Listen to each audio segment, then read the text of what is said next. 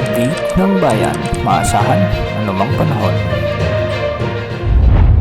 Magandang hapon po sa ating lahat. Narito ang update sa lagay ng panahon at sa binabantayan nating low pressure area sa labas ng ating area of responsibility ngayong araw ng Huwebes, May 9, 2024.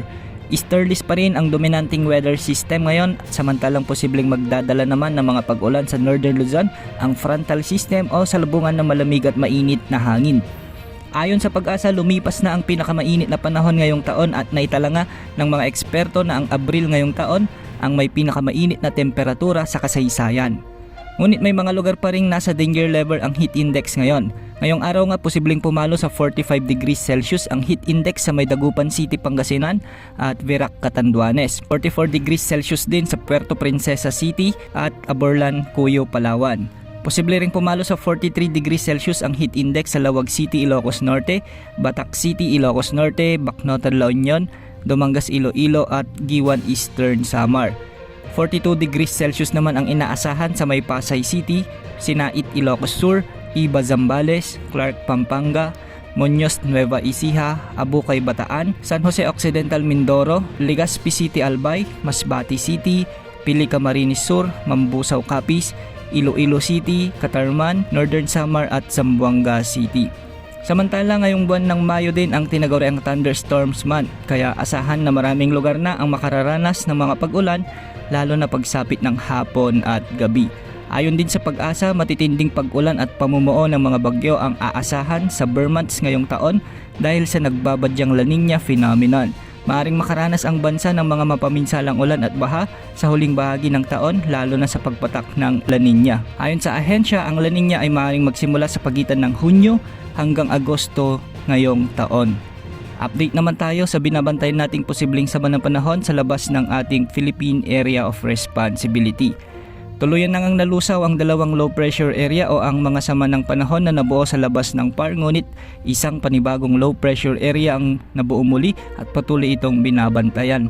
Base sa mga weather models, mabagal itong kikilos papasok sa ating area of responsibility sa mga susunod na araw at posibleng kumilos papalapit sa bansa sa susunod na linggo. Sa ngayon ay hindi inaalis ang posibilidad na mag-develop pa rin ito bilang isang ganap na bagyo, ngunit may posibilidad din na ma-maintain o mapanatili nito ang pagiging isang low pressure area lamang at magdadala ng mga pag-ulan lalo na sa Visayas at Mindanao. Sakaling mabuo bilang ganap na unang bagyo, pagpasok sa loob ng PAR, tatawagin ito ng Pag-asa bilang Bagyong Agon. Makikita nga natin sa ating satellite animations na visible pa rin ang kumpol ng mga kaulapan sa may Pacific Ocean. Ayon sa Pag-asa, isa na itong low pressure area at itinaas na ng ahensya ang posibilidad na may mabuong bagyo sa loob ng PAR sa susunod na 3 hanggang 5 araw. Bagamat dumarami ang mga weather models na sumasang-ayon sa senaryo na ito, nananatiling bahagya o medium chance ang posibilidad dito na mabuong ganap na bagyo.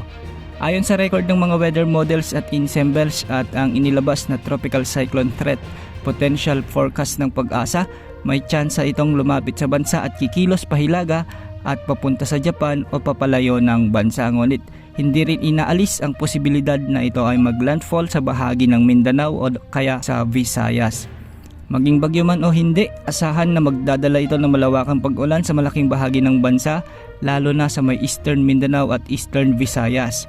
Ayon sa latest wind outlook ng ECMWF model, hindi naman inaasahan na lalakas pa ang nasabing sama ng panahon bilang isang bagyo, subalit posibleng magdala pa rin ito ng pag-ulan sa Mindanao at ilang bahagi ng Visayas sa mga susunod na araw o sa susunod na linggo. Pero kung sakali mang maging bagyo ito, posibleng hanggang tropical depression lamang ito. Ayon naman sa GFS model, patuloy na mataas ang tsansa ng LPA na ito na lumakas bilang isang ganap na bagyo. Kaya sa Miyerkules sa susunod na linggo, posible itong lumakas bilang bagyo at mas lalakas pa pagsapit ng Huwebes o Biyernes. Posibleng tumbukin nito ang Eastern Visayas o Bicol region. Kung mapapansin natin ay medyo humina na rin ang lakas nito kumpara ng mga nakaraang outlook nito.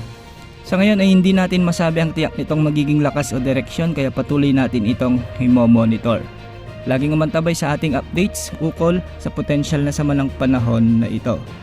Para sa taya ng panahon ngayong hapon, sa Mindanao may mga Posibleng pag-ulan sa bahagi ng Lanao del Sur, Zamboanga del Sur, Maguindanao, Cotabato at Lanao del Norte ngayong hapon hanggang gabi. At sa Visayas naman, posible ang mga pag-ulan sa Eastern Visayas at Negros provinces. Posible rin ang mga pag-ulan sa Palawan, lalo na pagsapit ng hapon at gabi dahil sa mga localized thunderstorms. Sa Luzon may mga ulan din sa Mindoro, Calabarzon, Northern Luzon, Cordillera Region, Isabela, Pangasinan, Zambales at Oriental Mindoro. At sa Metro Manila, magiging mainit maghapon at posible lang ang mga kalat-kalat na pag-ulan pagsapit ng gabi. Yan ang update sa lagay ng ating panahon. Ito po ang weather update ng bayan. Maasahan anumang panahon.